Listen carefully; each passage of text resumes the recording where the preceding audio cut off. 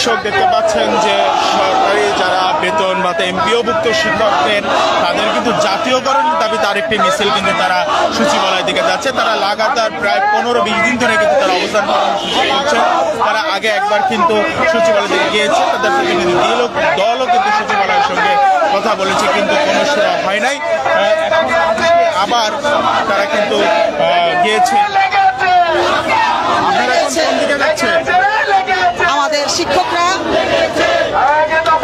শিক্ষকরা আজ রাস্তায় কেন?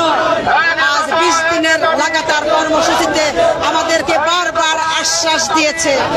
আমরা সচিবালয়ে গিয়েছিলাম, আমাদেরকে বারবার আশ্বাস দিয়েছে, কিন্তু আমাদেরকে এই মাঠে এসে ঘোষণা দিচ্ছে না। আমরা চাই এই মাঠে এসে ঘোষণা দিক।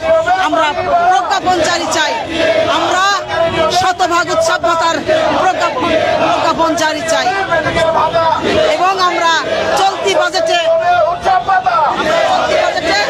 আমরা বাড়ি ভাড়া এবং আমরা চাই তাহলে দেখছেন প্রশাসন কিন্তু স্টিকটা পালন করছে। এখানে কিন্তু আইন শৃঙ্খলা বাহিনী কিন্তু তারা তাদের ব্যারিকেড দিয়েছে, যেহেতু সচিবালয়ের অভিমুখে তাদের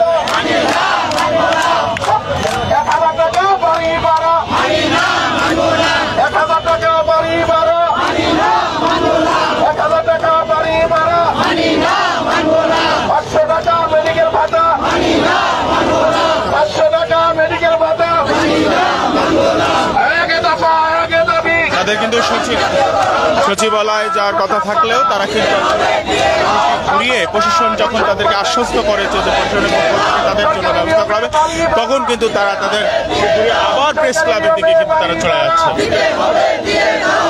প্রথমে কিন্তু তারা বলেছিলেন যে সচিবালয়ের দিকে যাবেন, তারা সচিবালয়ের দিকে যাবেন, কিন্তু এখন কিন্তু তারা আবার তারা তাদের সেই গন্তব্য যেখান থেকে তারা মিছিল শুরু করেছিলেন সেখানে গিয়েছে।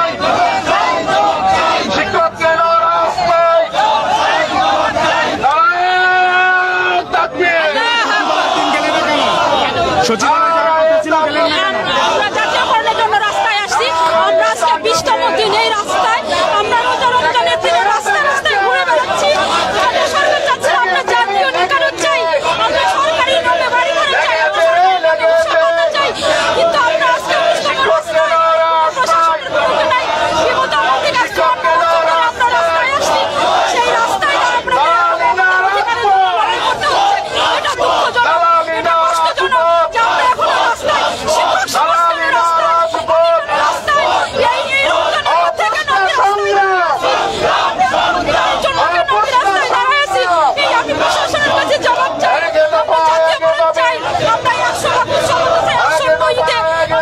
দর্শক যেমনটি বলছিলেন, আবারও কিন্তু তাদের সেই যেখানে তারা প্রেস ক্লাবের সামনেই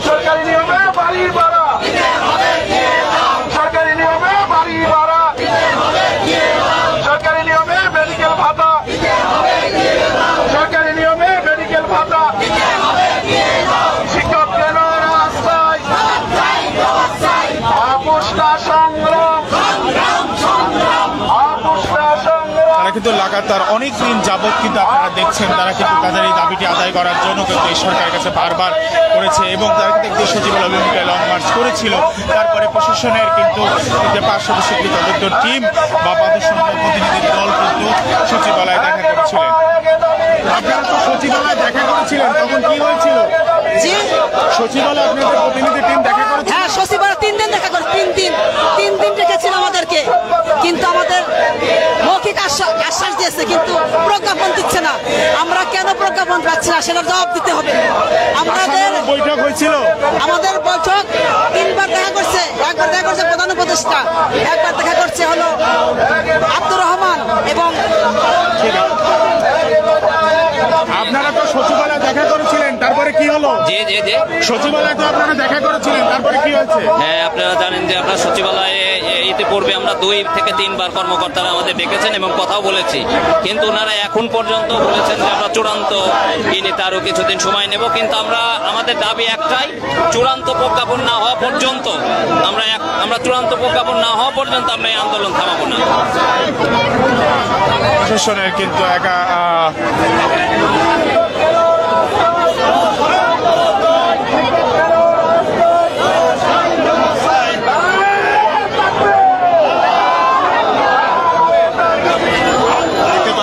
প্রশাসন কিন্তু তাদেরকে ঘুরিয়ে দিয়েছে। তারা যেখান থেকে মিছিল শুরু করছিল সেখানে কিন্তু প্রশাসন কিন্তু তাদেরকে ঘুরিয়ে দিয়েছে এবং পুলিশ কিন্তু তাদের বোঝাতে সক্ষম যে তারা কিন্তু আসলে প্রশাসনের কথা মেনে নিয়ে জনদুর্ভোগ সৃষ্টি না করে কিন্তু আবার সেই চিরচেনা জায়গা যেখানে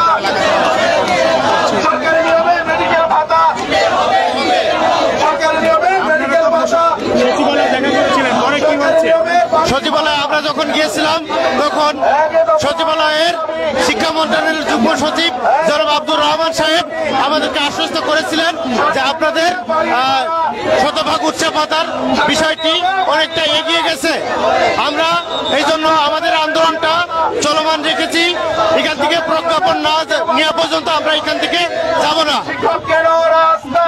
দর্শক যেমনটি বলছিলেন তারা তাদের দাবি না আদায় করা পর্যন্ত আসলে তারা শেষ পর্যন্ত তারা এখান থেকে যাবে।